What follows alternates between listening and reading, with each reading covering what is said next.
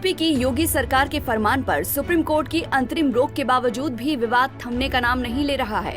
हालांकि कांवड़ यात्रा बनाम नेम प्लेट विवाद पर अब 22 जुलाई 2024 को देश की सर्वोच्च अदालत ने अंतरिम रोक लगा दी है। इस फैसले से योगी सरकार को बड़ा झटका माना जा रहा है। सुप्रीम कोर्ट ने कहा कि किसी भी दुकानदार को अपना नाम और पहचान दर्शाने की कतई जरूरत नहीं है, अपना धर्म भी बताने की जरूरत नहीं है। हाँ, लेकिन उसके खाद्य पदार्थ शाकाहारी हैं या मांसाहारी हैं, ये उसे हरगिज बताना होगा।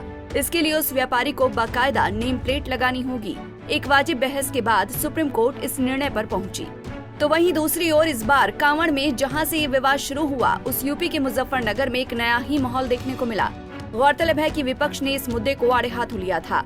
स्थानीय कांग्रेस कार्यकर्ताओं ने यूपी की योगी सरकार के आदेश के खिलाफ खाने पीने की हर दुकान पर नेम प्लेट की जगह कुछ पोस्टर चिपकाए, जिसमें लोकसभा में विरोधी दल के नेता और कांग्रेस सांसद राहुल गांधी की हाथ जोड़ने वाली एक मुस्कुराती तस्वीर के साथ लिखा गया मोहब्बत की दुकान। और ठीक इसी के नीचे बीजेपी के बैनर तले दूसरी बार देश के सबसे बड़े राजनीतिक सूबे उत्तर प्रदेश में बनी योगी आदित्यनाथ की सरकार पर तंज कसते हुए एक और बात लिखी गई, नो हिंदू मुसलमान। कांग्रेस के स्थानीय नेताओं ने कहा कि उत्तर प्रदेश की योगी सरकार का ये फैसला अलोकतांत्रिक और असंवैधानिक था। उन्होंने आगे कहा कि ये देश की गंगा जमुनी तहजीब और संस्कृति के खिलाफ था। देश में मोहब्बत, भाईचारा और एकता की बात होनी चाहिए, न कि हिंदू और मुसलमान को अलग अलग करने की बात की जानी चाहिए। उत्तर प्रदेश की योगी सरकार का ये फैसला देश को बांटने का काम कर रहा था। ये गलत था। ये अध्यादेश अंततः वापस होना चाहिए। मुस्लिम भाई कांवड़ियों पर यात्रा में पुष्प वर्षा करते हैं, पानी, शरबत, लंगर करके कांवड़ियों का स्वागत करते हैं। ऐसा नहीं है कि इस पहल को सिर्फ स्थानीय कांग्रेसी नेताओं ने ही आगे बढ़ाया है, बल्कि कई खाने पीने की दुकानों पर बीते लोकसभा चुनाव में राहुल गांधी का साथ पाकर कमाल कर दिखाने वाले समाजवादी पार्टी के प्रमुख अखिलेश यादव की भी हाथ जोड़ने वाली एक मुस्कुराती तस्वीर लटकी दिखाई दी। इस तस्वीर में लिखा हुआ था कि मोहब्बत का पैगाम, हिंदू और मुसलमान, हिंदू, मुस्लिम, सिख, ईसाई, यही है मुकम्मल हिंदुस्तान। नफरत मुर्दाबाद, संविधान जिंदाबाद, जय हिंद, जय हिंदुस्तान। तस्वीर में सबसे नीचे समाजवादी पार्टी का राजनीतिक साइकिल चिन्ह भी अंकुरित किया गया था। दरअसल यूपी के तेज तर्रार मुख्यमंत्री योगी आदित्यनाथ के दुकानों और ठेलों पर नेम प्लेट वाले आदेश के बाद उन पर तुष्टीकरण के गंभीर आरोप लग रहे थे। इसे लेकर विपक्ष अभी भी उन पर लगातार हमला कर रहा है।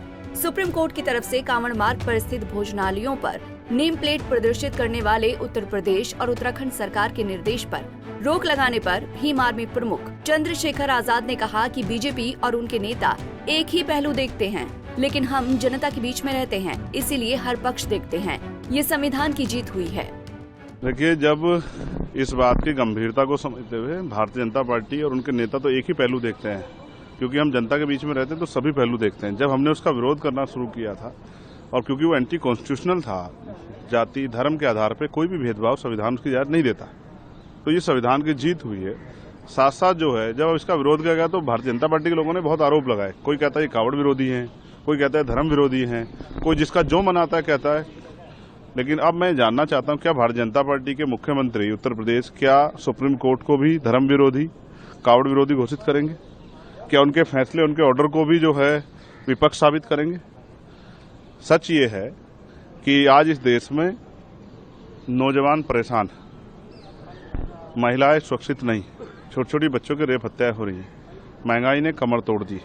साथ साथ जो कर्मचारी हैं वो भी परेशान है, ना तो रिजर्वेशन प्रमोशन मिल रहा है, ना ही पुरानी पेंशन का कोई हल निकला है।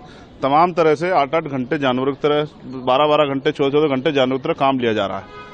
ये सरकार काम सुविधाएं देना होता है, छीनना नहीं होता है, तड़फाना नहीं होता है। तो सरकार को बुनियादी मुद्दों पर ध्यान देना चाहिए। अच्छी शिक्षा कैसे आए, ग्रामीण क्षेत्रों तक स्पोर्ट कॉलेज कैसे बने। आज स्पोर्ट पर चर्चा थी, पेरिस ओलंपिक जो हमारे खिलाड़ी जा रहे हैं, मैंने उनको मंगल कामनाएं दी। साथ साथ मैंने ये भी पूछा कि जो ग्रामीण अंचल में लोग रहते हैं उन तक वो कैसे उनकी प्रतिभा का जो फायदा देश को मिलेगा, क्योंकि मैं बहुत अच्छा क्रिकेटर था लेकिन मुझे मौका नहीं मिला। अगर मुझे मौका नहीं मिलेगा तो फिर मैं कितना अच्छा क्रिकेट खेल सकता हूँ, इसको साबित कैसे करूंगा। हालांकि विपक्ष के विरोध के बावजूद भी कुछ दुकानदारों ने अपनी दुकानों पर नाम लिखे थे। उनका कहना था कि ये प्रशासन का आदेश था, इसीलिए उन्हें उसका पालन करना लाजमी हो गया था। लेकिन अब राहुल गांधी की मोहब्बत की दुकान की चर्चा इस विवाद के बाद खूब हो रही है। आपके कानों में बीते लोकसभा चुनाव के दौरान कांग्रेस के सर्वेसर्वा राहुल गांधी की ये आवाज खूब गूंजी होगी कि वो नफरत के बाजार में मोहब्बत की दुकान खोलने आए हैं। अक्सर वो अपनी रैलियों में और राजनीतिक जनसभाओं में इस बयान से ही अपने भाषण की शुरुआत करते थे। आइए आपको एक बार फिर वो बयान सुनवाते हैं। आपकी नफरत के बाजार में हम मोहब्बत की दुकान खोल रहे हैं। और ये मैंने आपको मैसेज दिया है। ये आप मत सोचो कि सिर्फ राहुल गांधी दुकान खोल रहा है, मोहब्बत की दुकान खोल रहा है ना। मैं आपको कह रहा हूं, आप सबको कह रहा हूं, हिंदुस्तान के हर युवा को कह रहा हूं, हर किसान को, हर मजदूर को, हर छोटे दुकानदार को, आप मोहब्बत की दुकान खोलो। नफरत के बाजार में मोहब्बत की दुकान खोलो। भाई भाई के साथ मोहब्बत की बात करें, एक दूसरे से आप मोहब्बत प्यार से बात करो, गले लगो। यही देश की शक्ति है, यही देश को आगे ले जाएगा। फिलहाल योगी सरकार के आदेश पर सुप्रीम कोर्ट की तरफ से लगाई गई रोक ने विपक्ष को कहीं न कहीं एक मजबूत बल देने का काम किया है। अब वो इस मुद्दे पर बीजेपी को कहीं अधिक घेरने की कोशिश करेगा। ऐसे में यूपी की योगी सरकार का क्या एक्शन होगा, ये देखने वाली बात होगी। Bureau report, Punjab Kesari TV.